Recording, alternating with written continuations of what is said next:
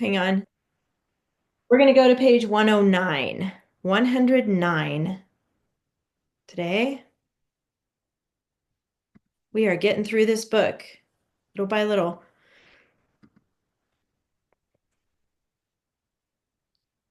Who, which clause? We already know about that, but there's some comma rules that we're going to learn this time.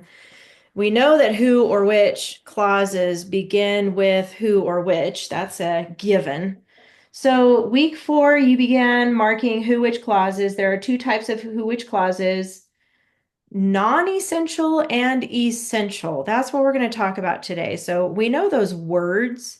When something is essential, that means it's like vital. It means like if you're talking about your body, your brain, and your heart are essential organs. You will not survive without one of those.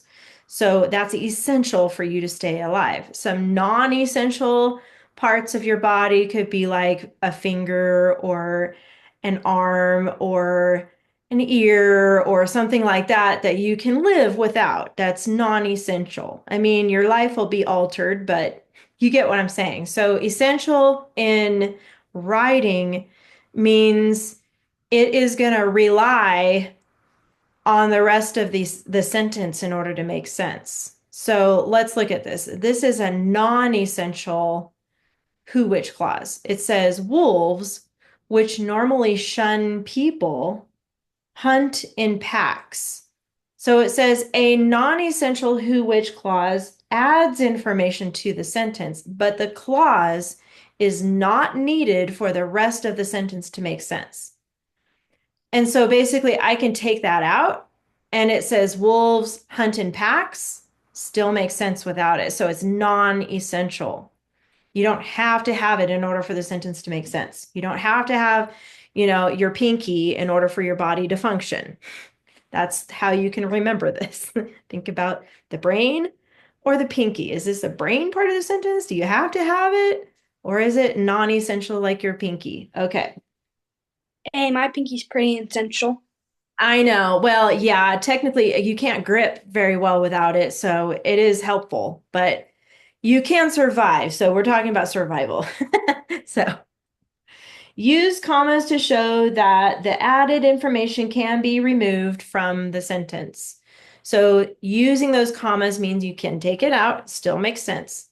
The non-essential clause may convey important information, but it will not change the meaning of the rest of the sentence if it is removed. And here they have it removed. Without the which clause, the reader still knows that wolves hunt in packs. Here is an example of an essential who which clause. Wolves which hunt humans must be killed. So an essential, that's the brain, an essential who which clause defines the noun it follows. In the example, wolves.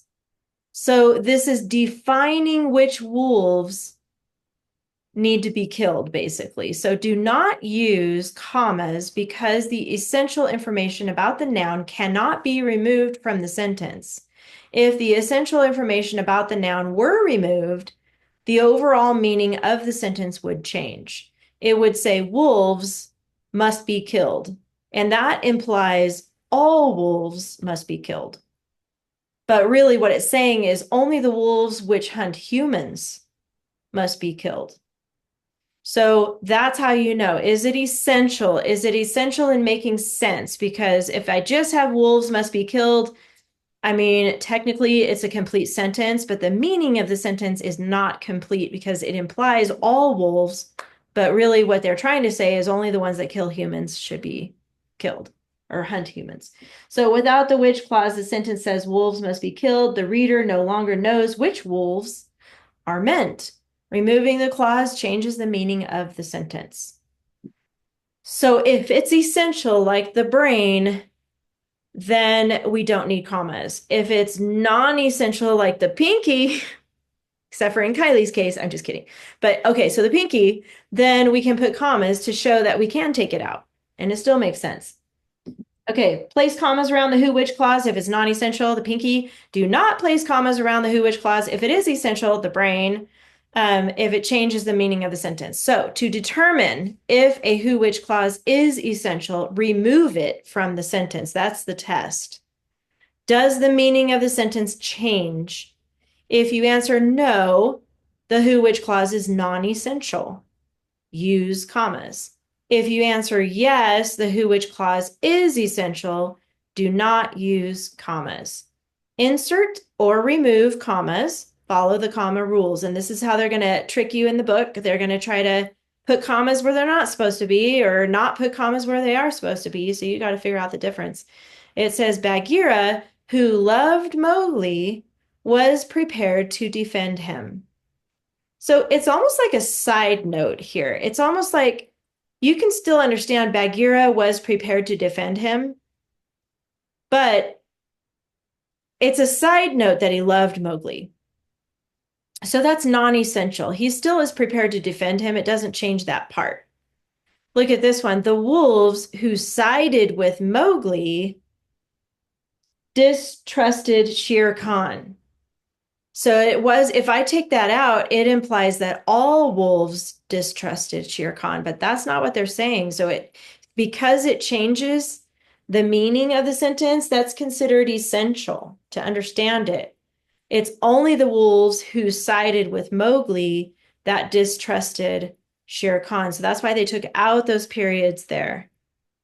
Okay, that's the difference. Now let's go on to the next page. There's a little bit more practice back here for us to decide, is it essential? Is it a brain or is it pinky? Brain or pinky? That's the game. Okay. So the non-essential who which clause adds information to a sentence. If the clause is removed, the reader will still understand the overall meaning of the sentence. Use commas. Again, an essential clause, who which clause defines a noun. It follows. If the clause is removed, the overall meaning of the sentence changes. Do not use commas. Here, we're going to take turns with this. Read each sentence and then decide if the who which clause is a pinky or a brain. I think you guys will remember this. You'll be like in college someday and you'll be like, I remember Mrs. C saying pinky or brain. It'll help you remember. So, okay, non-essential or essential. Circle the correct answer, insert commas where needed. It's the non-essential ones that need commas, the pinky ones. Okay, so we'll start with Kylie. Yes. Go ahead and read this sentence right here. Jungles which are found all over the world are most common near the equator. Okay, so we know the who which clause, that's obvious right there. It says which are found all over the world. But is it essential or is it non-essential? Do we need it to understand the rest of the sentence or do we not need it to understand the rest of the sentence? Non-essential. Not non You got it. the one that Non-essential. It's a tongue tie word for sure.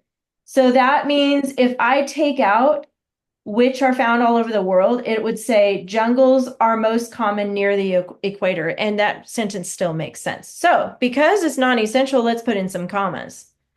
Right before which, and then after world. So that's the clause, which are found all over the world.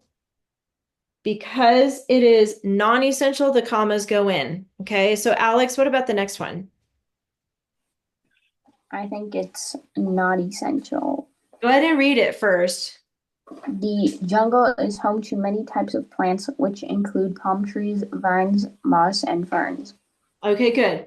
So you're right. It's non-essential because it's just telling a little bit more about those plants, but you still could understand it without the which clause at the end here. So the jungle is home to many types of plants. That is the basic point of the sentence. So you're right, it is non-essential, and we're going to put a comma after plants before the which clause. All right, Matt, what about the next sentence?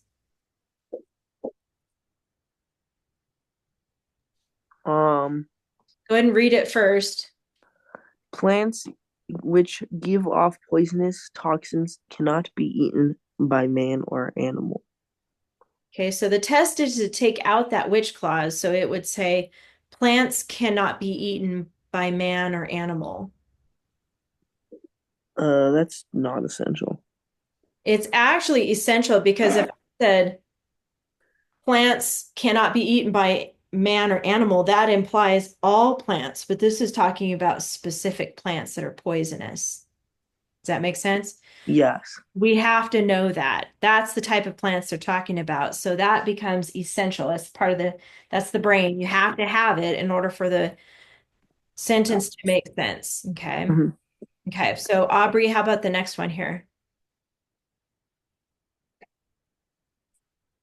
The story of a boy who lived among animals in the jungle first appeared in the Jungle Book.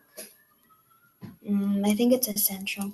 I think so too. Yes, because it's telling which boy it is, and you have to know that he lived among the animals. Otherwise, it would say the story of a boy first appeared in the Jungle Book. And it seems like, this part is important. You're right. It's essential. So we don't need a comma for essential, only non-essential. So good job. And then Kylie, back to you for the next one. Non-essential. Rudyard Kipling. Is that how you say it? Yeah, that's how I would say it. So yeah, let's go with that. Who wrote the Jungle Book introduced the term law of the jungle. Yeah. And it's non-essential. That's right. the commas would go before who and Jungle Book. Yep, very good. Good job. And then the last one, Alex. Wolves which raise human children are merely fictional. And I think it's essential. I agree. It is essential. Otherwise, it would say wolves are merely fictional. That's kind of obvious as like, wait, they're not. I know they're real. I've seen them before. So you need to have which raise human children. That kind of gives a little bit more detail about which wolves they're talking about. It's a figment. Huh? They're all a figment of your imagination. Well, the ones that raise children are. All right, good job, you guys. So that does not require a comma because it is essential. So now let's go to the practice page. Does anybody feel like reading that today? Thank you, Kylie. Go for it. At the group's afternoon meeting, oh wait, hold on. There's a comma there. At the group's afternoon meeting, Mowgli arrived feeling capable and unafraid. The animals, who wanted to kill him, whispered impatiently. That's a lot of this. And you fixed that last word automatically because it doesn't impatient work. Did you notice that? It said impatiently. You crossed that out. I did a little bit. Yeah, you can cross it out or just add ly there. It really should be impatiently. You were right how you worded that. And you had a natural pause. Well, there is a period there on unafraid. But the word is capable. Let's talk about that for a second. It just means able to do something well. You're capable. You're able to do it. Capable. All right, and we've got it's kind of a lot to look at here, but starting us off with actually we like the fix it column first, huh? Let's do that. The fix it column has an indent symbol, so we're just going to put a paragraph symbol here. 3 capitals, go ahead and find those by yourself.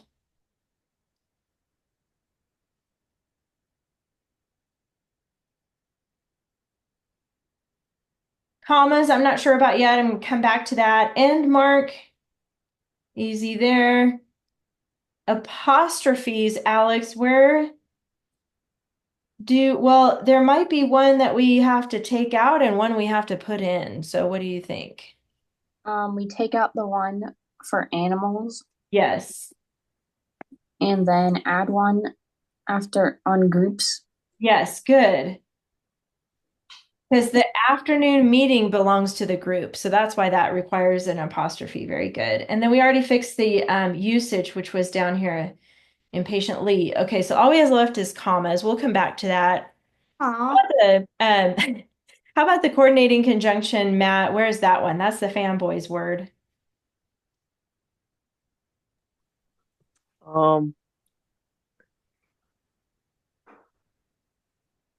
Looking for it. Fanboys. And, What was the boys again? But, or, yet, so. Fan, you were right. For and nor. Um, It's there. I see it. it's right in front of my face. I probably It's can't right see in it. front of your face. It's literally right in front of your face. You got this.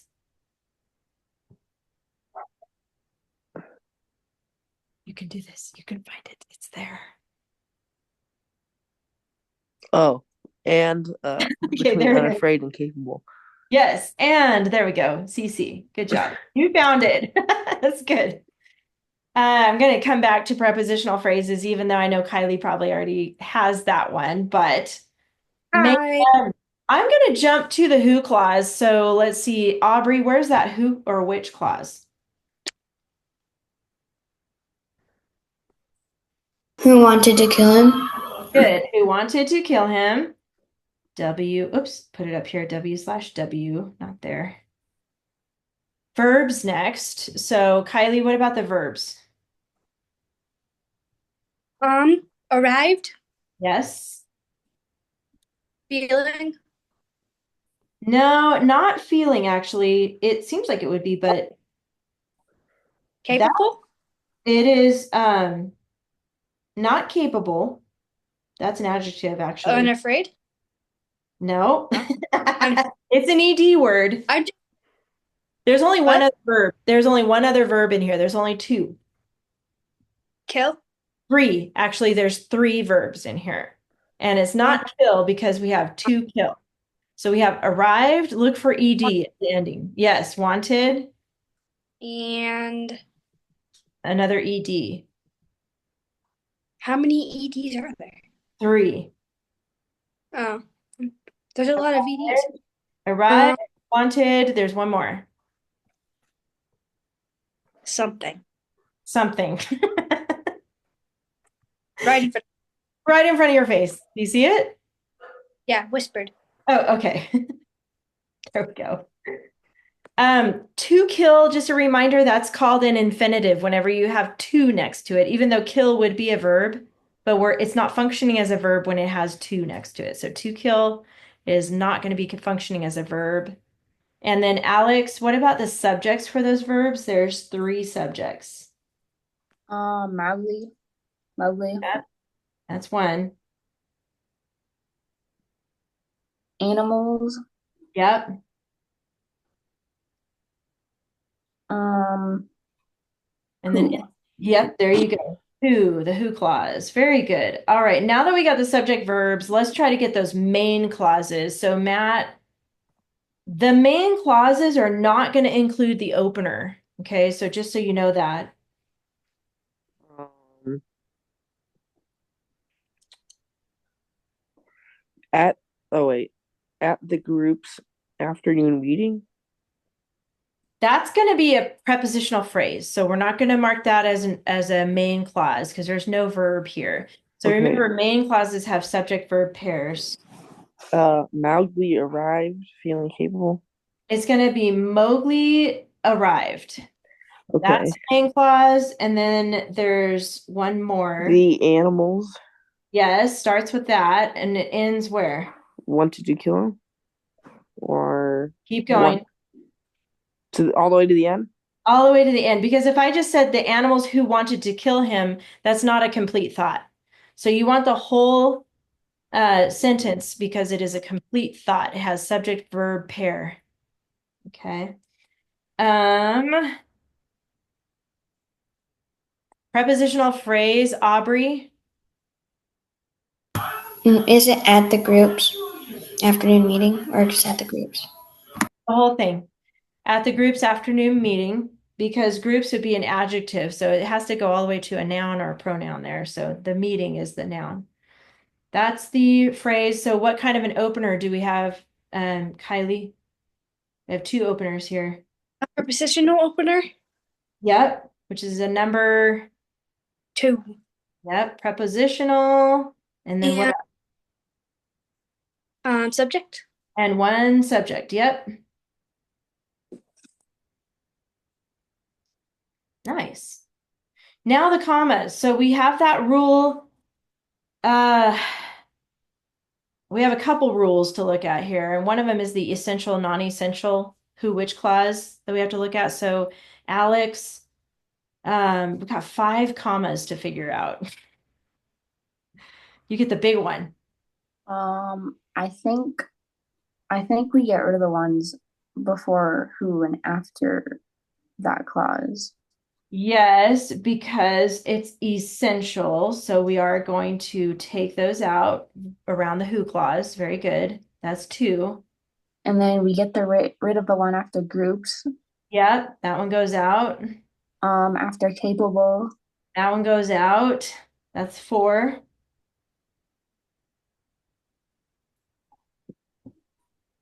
Now we have one more rule.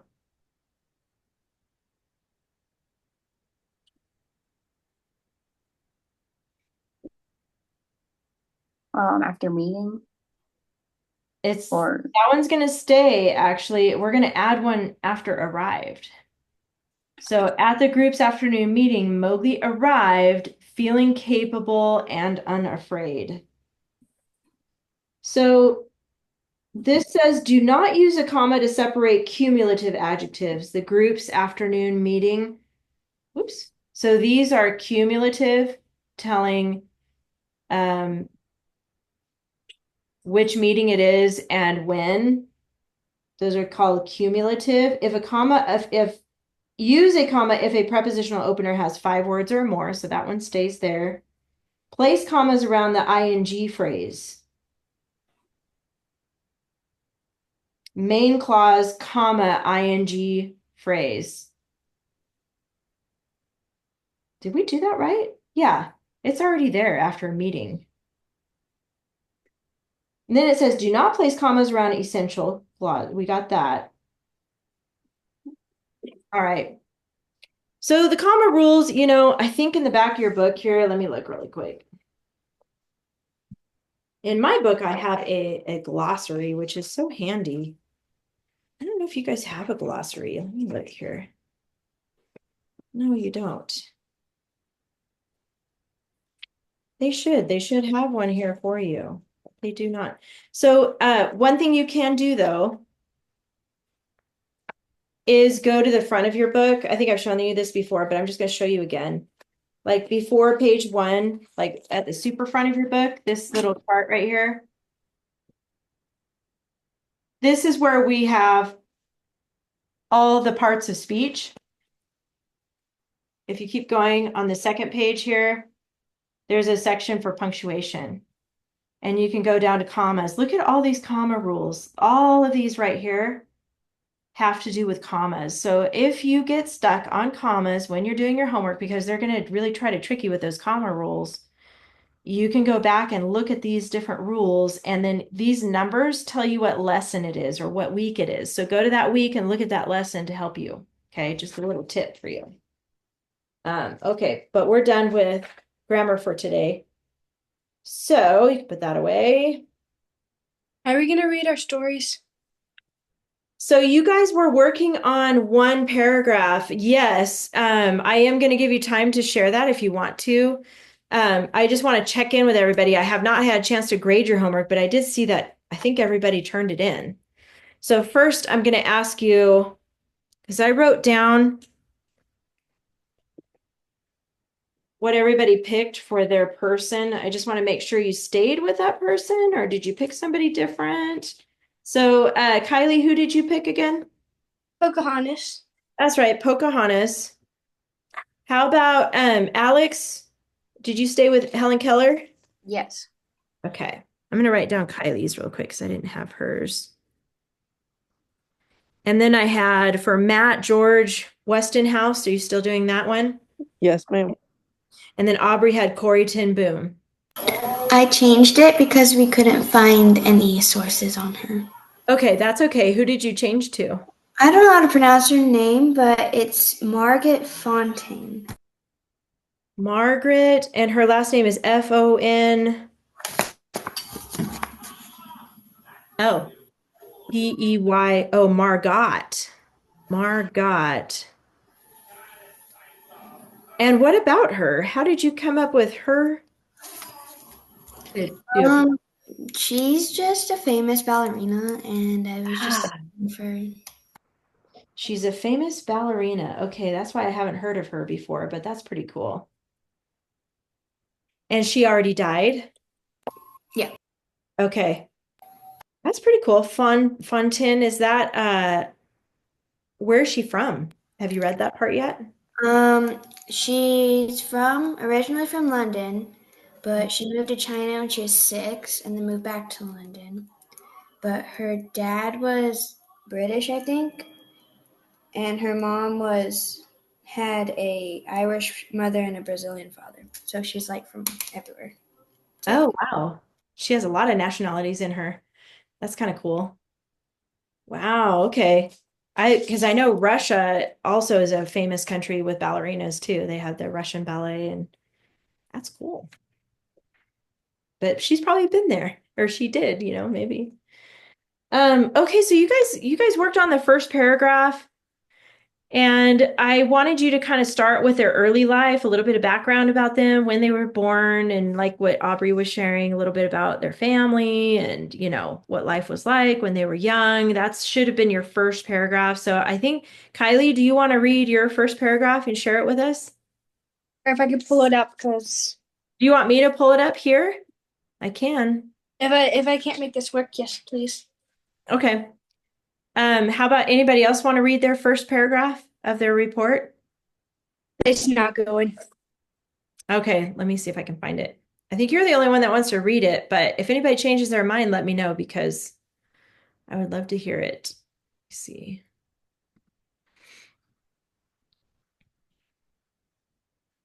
I'll make it big. I know you're on the phone, so hopefully you can see this. I'll make it big. Hang on. Let me enlarge that. There, can you see that okay?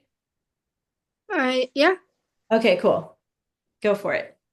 Okay. Pocahontas grew up as the daughter of, oh gosh, dang, I can't. Powhatan? I think it's Powhatan. Yeah, Powhatan, which was the chief of her village. Pocahontas grew up like an average child despite being a happy princess. Then the day came.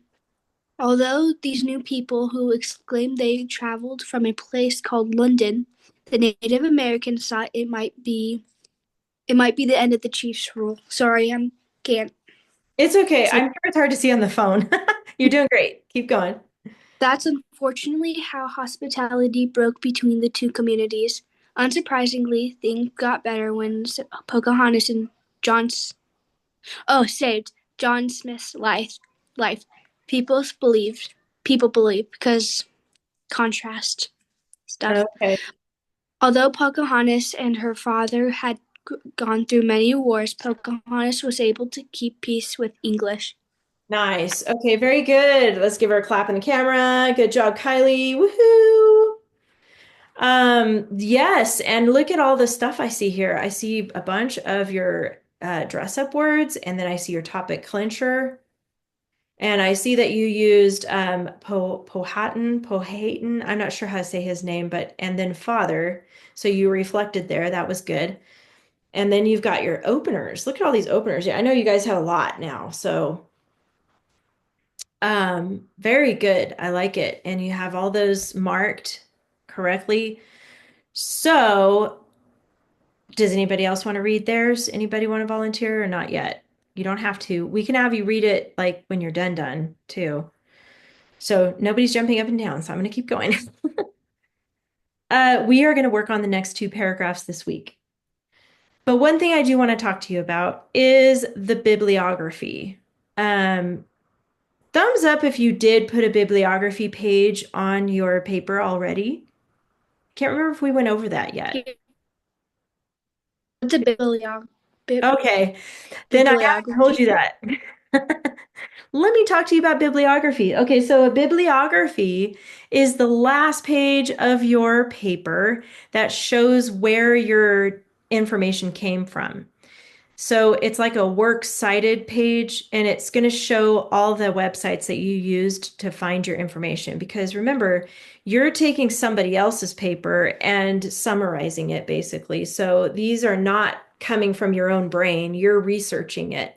So that means you have to have a bibliography page in order to reference what articles you used. So if I could use your paper as an example, Kylie, would that be okay with you if I used yours as an Yes. example? Okay, cool. So let me go back to hers. And then I'm going to show you, because you guys use Google Docs, it's like super duper easy when using Google Docs. So let me show you how this works. So Kylie, do you have your sources in front of you, the articles that you printed? Yep. Okay, cool. Um, So I just have a quick question. yes. When you do your articles, are they at the very, very end? Yes, they're at the very, very end. So here's what I'm going to do. I'm going to open up a new tab here. So can you tell me what the URL address is to one of your articles? It What should. I was about to say is that I can't, because like when we were doing it, the commercials were like at the very bottom too. So we cut it off to use less paper. Oh, okay. Okay. What It is was in very big. Tell me the title of the article. I'll start by looking at that. Okay. Pocahontas summary. Pocahontas summary. That's the name of the article. I think. There's also a lot of commercials on here. Oh, it's not a Wikipedia, is it? It is, I don't know. I use the ones that you put on the thingy. Oh, I think I found it. Let me share this and you can see if this is it. Sorry, guys, hold on a second. I have to show you how to do this, but I have to have an article. Is it this one? Yeah. Oh, cool. It was Britannica. Okay. It's a short paragraph, but still, you used it, so that's good. All right, so when you guys are going to build your bibliography, you're going to have three websites that you're going to add to your paper as a bibliography. So let me go back to her. Can you guys see her paragraph right here where it says Pocahontas? Okay, good. On your Google Doc, you will see your toolbar right here under her mom's name is Jennifer. That's why it says Jennifer. But underneath that, it says File, Edit, View, Insert, Format, Tools, Extension, Help. You guys see those bars those tools right there. If you don't see it, there's a little button over here that hides that. See what happens when I click that? So if you get to your doc and you're like, where is that? She said it was up there. Click this little down arrow on the right and it'll show you more tools right here, all these little tabs, okay? They all do something. You're gonna go to the tab that says Tools. Click that. Then you're gonna go down to where you see the word Citations. And I am recording this. If you forget how to do this, you can fast forward to this part. But Citations opens up another window on the side here. Oh, hold on. I'm not in the mode. Hold on. Let me start that over. Because I'm in your paper, I can't add it. So I think what I'm going to have to do, hold on a second here. All right, I'm going to do it this way.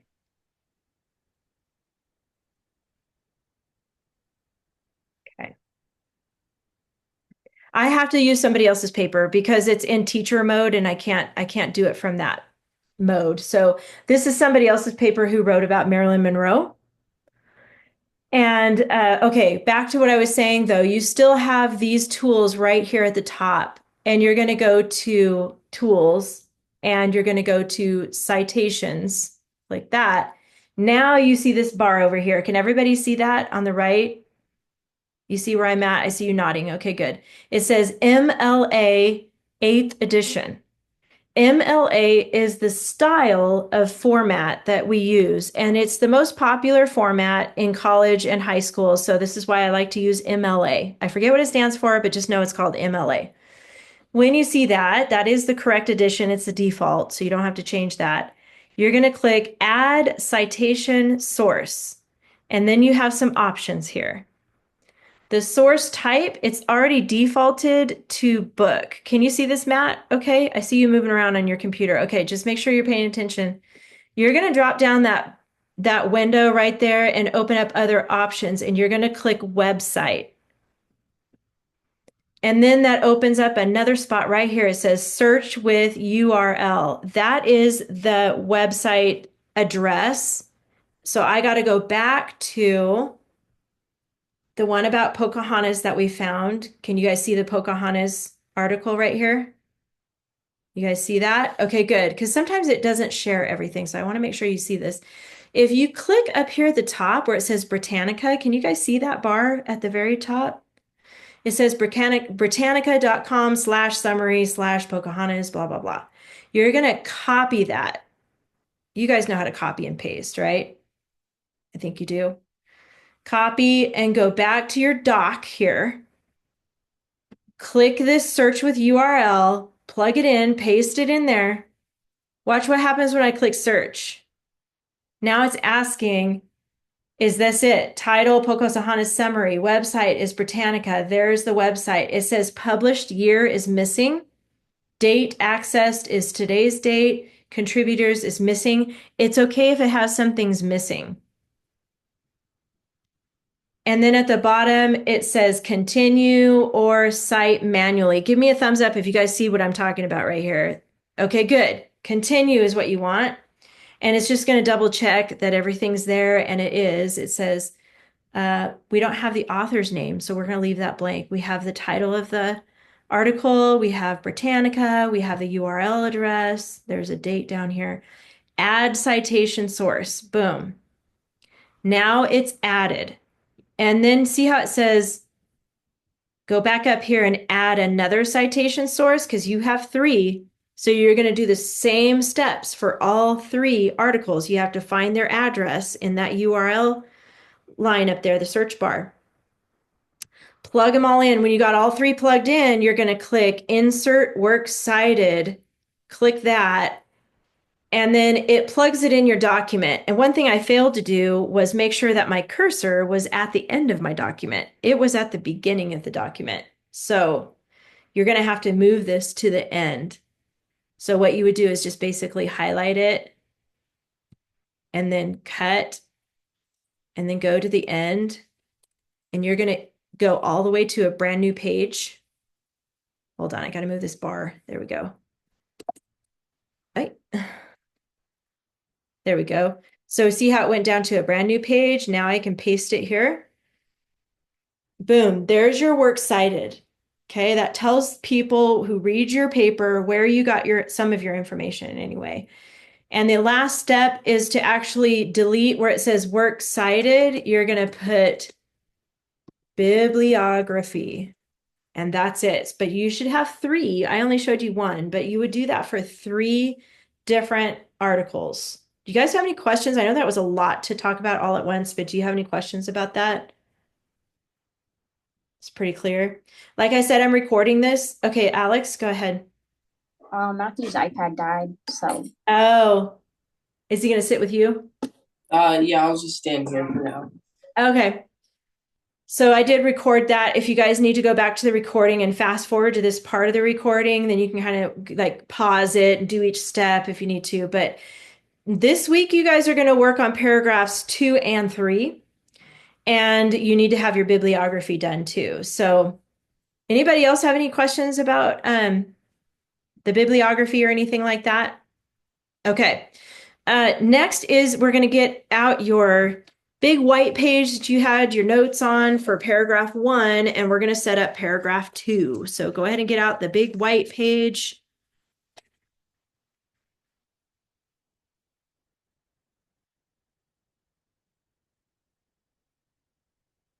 And you should go to, I'm looking for mine for this class. Where did it go? Oh yeah, here it is.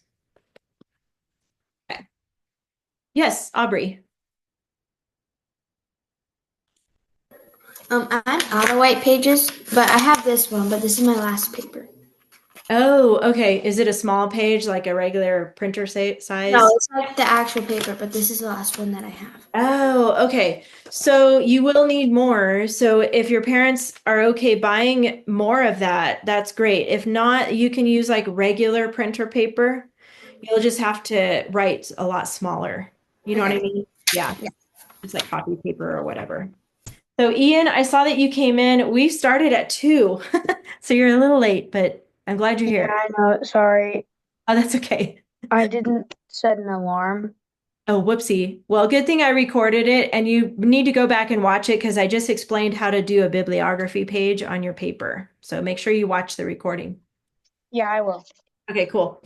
So this is the white page we worked on last week. You guys already did your paragraph 1. So what we're going to do is just flip it over to the back and build paragraph 2. So it's going to be the same thing as we did for 1, but now we're going to use Roman numeral 2, and it's 1 through 6. With parentheses around 5 and 6. Okay, same thing for B. These are all Roman numeral 2 because this is for your second paragraph.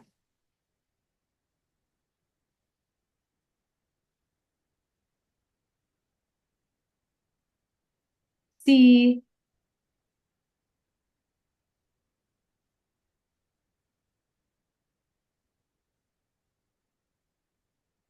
Do you have your page, Ian, with you? Your white page that we did last Yeah, week? I'll get it. Yeah, you need to go get it because that's what we're working on right now. And then fused outline, you guys remember that's what you actually use to write your paragraph. So that one's going to be, what did we do, 1 through 7? 1 through 6. This is also 1 through 6, but you don't have any options here. You have to have 6. So 1 through 6 and then clincher.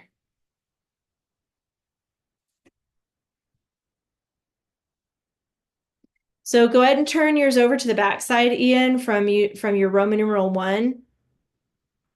And you're going to build Roman numeral 2 for A, B, C, and fused outline. The next step is to choose your next topic. Now, yours,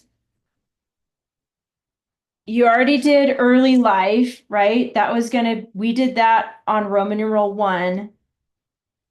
The legacy and death, those together should be Roman numeral 3. That's how you're going to end it.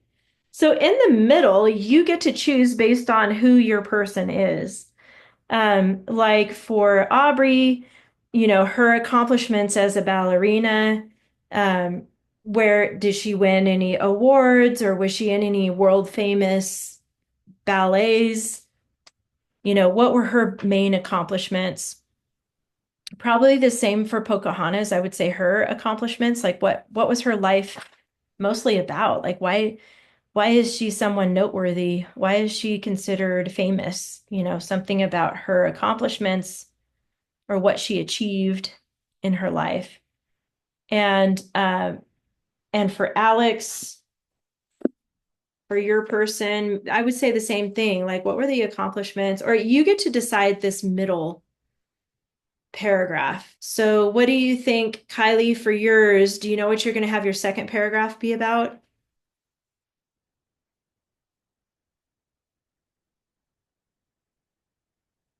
I can't hear you. I think you're muted.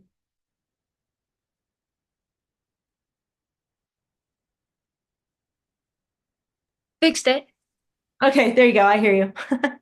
Yeah, I know what my second paragraph is going to be about. Okay, what are you going to do? Her being taken hostage.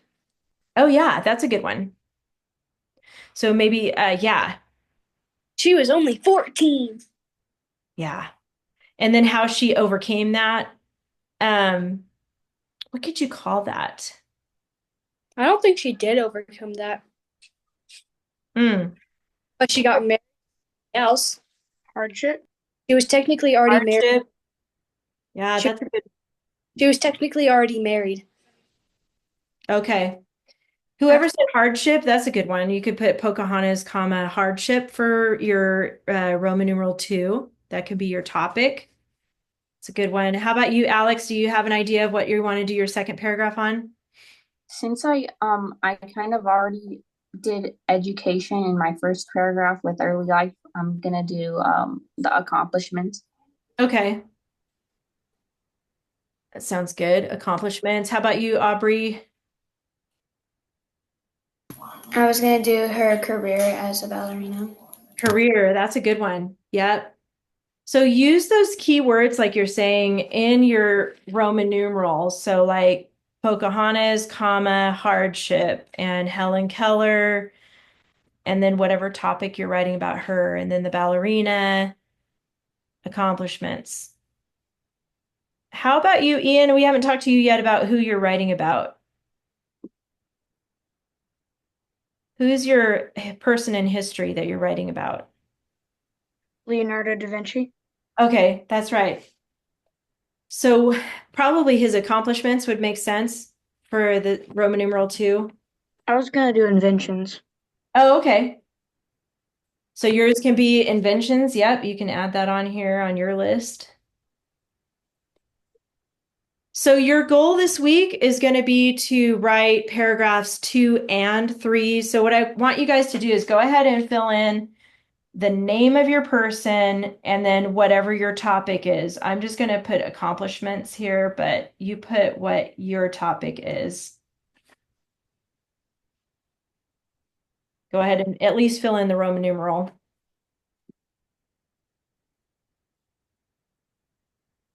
And then we are going to try to fill out, well, we are going to fill out the next Roman numeral 3. So after you write this down, let's get 3 ready. So Aubrey, as soon as you write this down, you can go get a piece of copy paper or printer paper. Hopefully you guys have more big white paper. It makes it easier because you don't have to write it so small.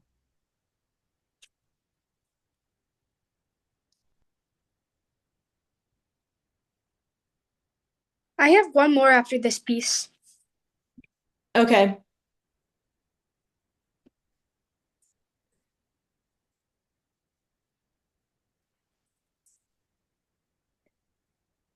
Yeah, so you'll be on your last one too. I don't know if we use this again later. I think we do, but might have to go get some or just write small. Or we can tape together pieces of paper. That'll work. Or together. Yeah. Okay, I got all my pieces. Like 200 little pieces. Right. All right. So once you got that down, go ahead and get another piece of the white paper out. If it's your last one, then okay, use your last one. I just flip them over. Is that okay? Yeah, if you have the back. I thought the Roman numeral 1 was on the back though. I changed it by accident. Oh, okay, then you can use the back. No problem. Let's go ahead and set up Roman numeral 3. Since you guys are working on both paragraphs this week, we need to get them all ready to go. So go ahead and get a clean piece of white paper out, unless you have space on the back if you did not use it yet. The first fold is what I like to call the Taco Tuesday fold. I did this with another class today, and they're like, "Hey, Taco Tuesday." So Use a hot dog fold. oh, hot dog, yeah, that could be a hot dog too. And then the other one's the hamburger fold. Yeah. So do this fold first, and then you're gonna do the thirds. So go more than halfway. You guys know what to do. Why does nobody call it the paper fold?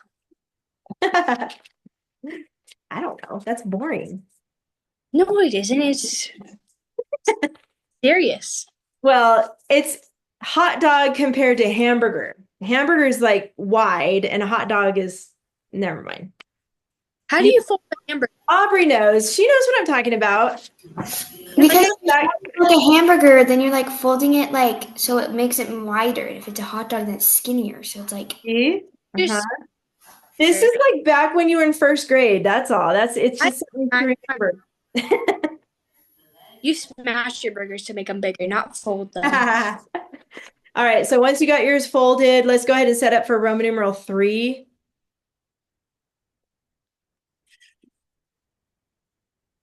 ABC again, you know what to do. Roman numeral 3. And this one's going to be the death and legacy, because this is why these people are famous, but their legacy. That's why they're on the internet, because they have a legacy. They have a reason why they lived and something they did that was big enough to get on the internet. I don't know if you and I will have something in our lives that'll be big enough to put on the internet someday. I don't know. Kylie ate 300 hot dogs in one day. Oh, Then someday in the future, in like 21, 25, somebody will be writing a paper about Kylie. about 300. So I'm going to call this death and legacy, unless your person has one other thing that's really important that you want to tell in your third paragraph. But usually you start with their early life. Then in the middle is like what they did, what was important, what was their accomplishment. And then the third paragraph is usually at the end, because some people like Helen Keller, they created a whole school for deaf students, and it really changed education for these people who can't hear, who are deaf. So she left a legacy. Like she was like monumental in those things. So B in the middle, Roman numeral 3, your person's name, death. When I say death, I mean like, how did they die? Did they get shot? Or did they die of natural causes? Did they have a heart attack? I know it's depressing, but it is part of life, is actually death. If you're writing about Abraham Lincoln, obviously he was shot, so. You know what I keep imagining Helen Keller as? No, Like, what? like troglodytes, how like they don't have ears and eyes because they're deaf and blind. That's kind of how I'm imagining her by accident. Oh, yeah, she does have eyes though. She read a Or book. did. She did have eyes. She's not alive anymore, but yeah, It's just like kind of thinking about it. that's funny. Okay, go ahead and keep working on filling this all in. So you're all ready. Fused outline, Roman numeral 3. Ian, are you working on it? And Matt, I don't see, are you working on it right now? Thumbs up if you are. Just want to make sure. Okay, because I can't see you. You were bending down. And Matt, hopefully you're setting yours up too.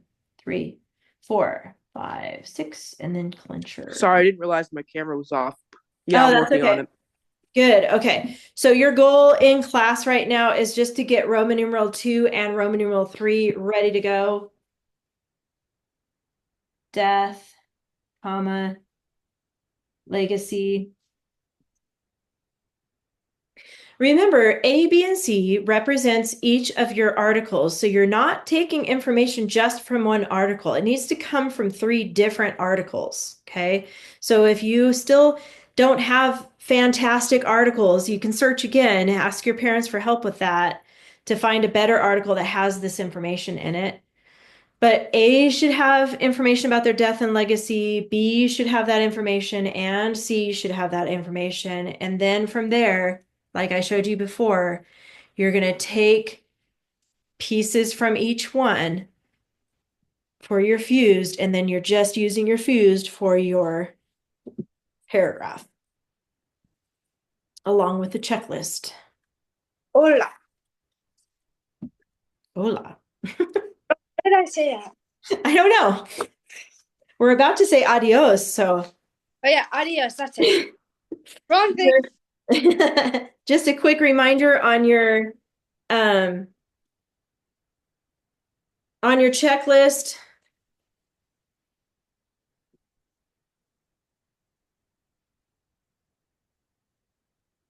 Same as before, you have only 5 now of the dress ups.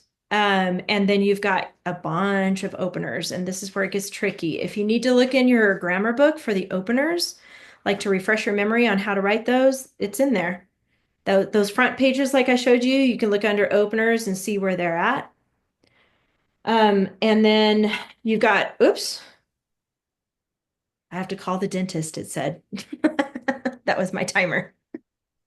Anyway, you have your banned words. Watch out for those. I do take off points now if I see banned words, so don't use them. And then I wanted to talk to you really quick about the next assignment. Okay, so you're going to finish up this report about the person in history. And then the next assignment, if you look ahead, you are going to write about somebody you know, somebody that's still alive, and somebody that you personally know. Okay, it could be someone as close as your brother, sister, mom or dad, aunt, uncle, grandma, grandpa, great grandma, great grandpa, somebody in your life that you think has an interesting story to tell. Maybe they're in the military or maybe they're missionaries. I have a devious smile on my face. I think you know who you're thinking of right now, Kylie. I have a bunch of uncles, and yeah, Okay. police officer. I have people Oh, who is now a firefighter, who's been fighting fires, and a lot of other stuff. good. So you're going to have to choose one. That might be the hardest part is choosing one. Okay, Matt, is that you?